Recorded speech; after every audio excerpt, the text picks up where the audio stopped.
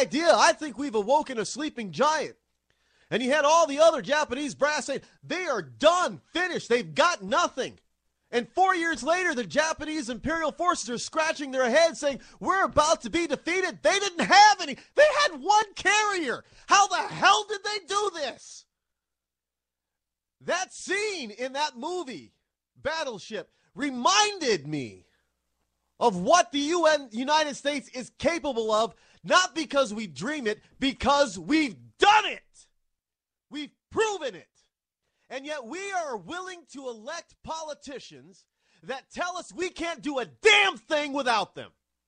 You've got Barack Obama running around trying to apologize for the United States people being great. The people, you and me. He's apologizing for us being great, not our government. And in order to bring us down a peg, he wants to put you on welfare. Well, see, now you got to get a government check. You need government now. You ain't so great. You're just like everybody else around the world. You need government. You need me. That's what he's telling you.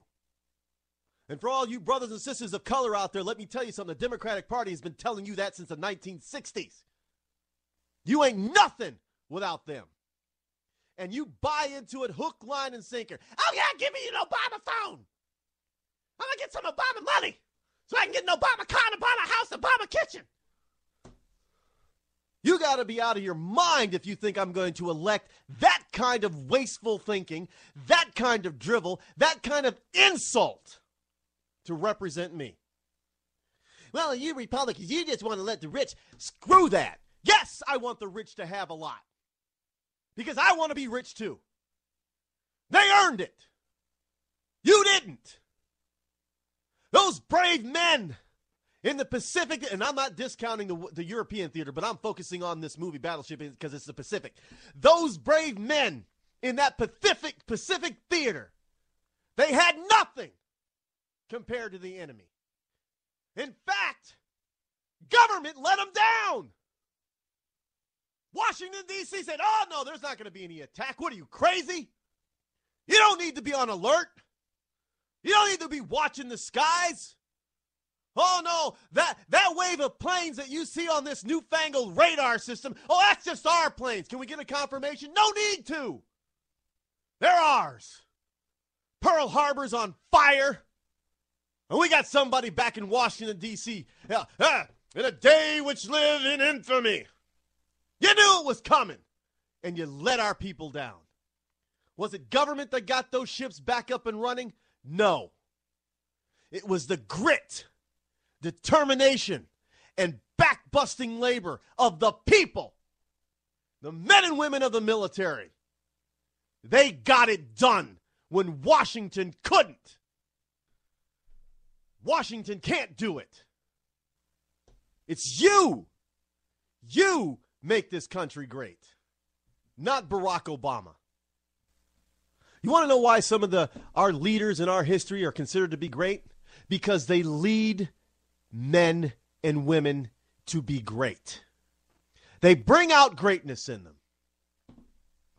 I mean, look, General Patton. He was another guy, outgunned. They had better tanks, Germans did. But Patton, oh no, we've got the right. We've got the grit. We've got the determination. And I've got the best damn soldiers in the entire world in that battlefield. That was Patton. That's how we won. Today we got a bunch of whiny, wimpy people. I dare say you liberals aren't American. Yeah, I said it. I mean, this country was made great by the people, not by the government. Now, you remember that when you go into the polls this November 6th and cast your vote. Who is going to inspire you to greatness? There ain't no way in hell you can say it's going to be a Democrat, because all they want to do is tell you that you can't do it without them. And let me tell you something. Most of them are total idiots. I mean, I might go so far as to say, that they're mongoloid idiots, but that would be an insult to people with that mental disability.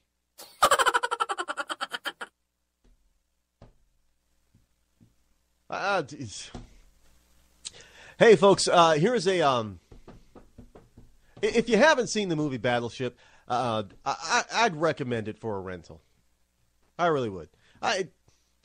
It's not, edge of your seat action. It's not, the story is not, just so gripping and enthralling. It's kind of fun. And there are parts that'll make you absolutely feel good about being an American. I mean, you are going to feel great in certain parts of this movie. I mean, I'm not going to spoil the whole thing for you, but understand that, yes, Americans die and American ships are sunk. And believe it or not, so are Japanese. But there are parts that'll make you might find yourself cheering a little bit in certain scenes, but it'll make you feel good to be an American again. I recommend renting it. It's a 2.5, 3 stars out of 5, yeah, maybe 3. It's kind of pushing it, but it's worth a rental. And there you have it. That was the clip. My clip, now famous clip, about the movie Battleship and why I thought it reminds me of the American people and the spirit of the American people. And notice, it wasn't government that I was upholding. Yes, our government is supposed to allow us to become great. That's the beauty of our Constitution and our system of government. It lets the individual shine. Most other types and kinds of governmental systems only allow the government to shine. Ours is intended, to let the individual shine. Now, you have to understand something, folks. We are a nation, compared to the rest of the world, we're a nation that's in the new world, the new hemisphere. Europeans and Asians and that, they really didn't know about the wonderful Western Hemisphere, North and South America. They didn't know about it. And there were no, I can't say there weren't any nations, because there were the native peoples here, obviously. And they had their own nations, both North and South America. Some absolutely fantastic, impressive, and advanced nations and culture before the Europeans arrived. We can see, especially, I'm not going to get into a history lesson about the peoples of North and South America. You already know that. But putting that aside,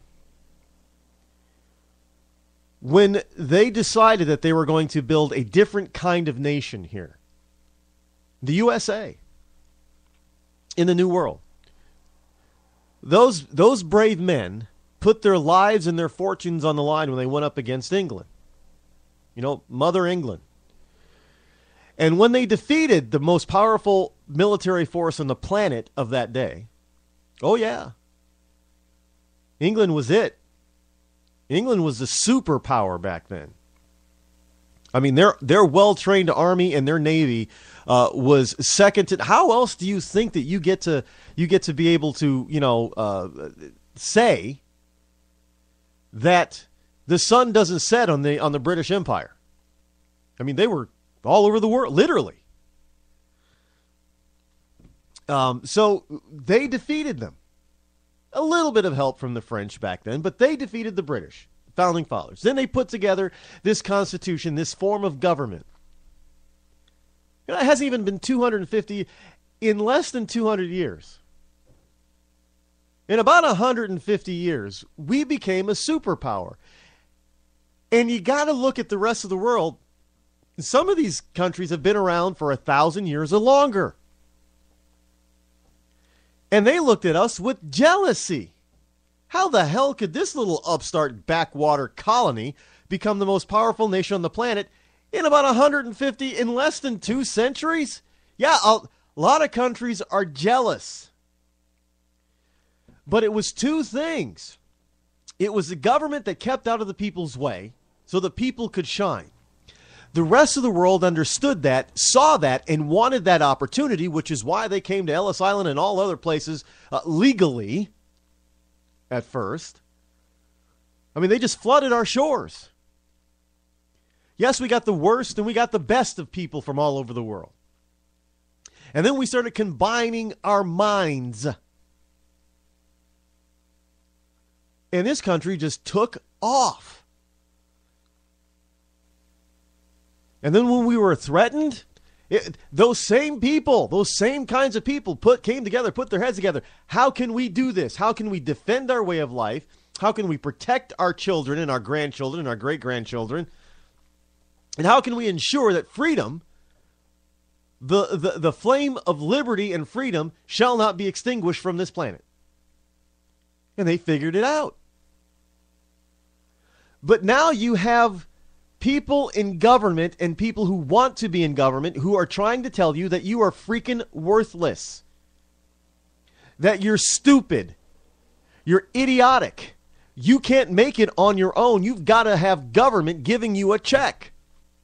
Now, first of all, you have to understand, that's your money to begin with. Right? Think about it.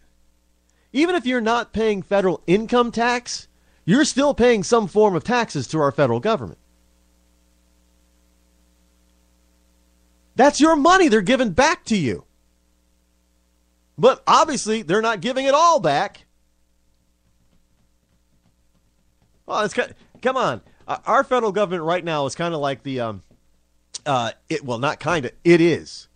It is the United States federal government right now. And some people may find this facetious, but it's the truth. The United States federal government is the world's largest money laundering scheme and the world's largest Ponzi scheme. Now, how can you say that, Rod? How can you say that about the United States of America's government? Quite simple. They want to take money from people who are producing. Let's run it and filter it through the government and all these government agencies. And then out the bottom of that funnel, because it's all coming into the top of the funnel, and the funnel is the federal government. So it's dropped all that cash and money from those who are producing and paying taxes, is going into the top of that funnel. It's getting swirled in the federal government funnel, and out the bottom comes a little tidbit of tax dollars that were cleaned up. Yeah, that's hey, we get government. They got to soak it first, man. They got to take out their cut. Think about all of the people that are employed by the federal government, and think about all those people. How high are their salaries? Now, we know the average federal government employee makes more than the average private citizen American. So why is it that you always hear, well, the rich got to pay more? Well, why doesn't the government take less? You never hear about them saying the government should take less. All you hear them saying is, well, somebody else has got to pay more. And what happens when we pay more? Well, they take more.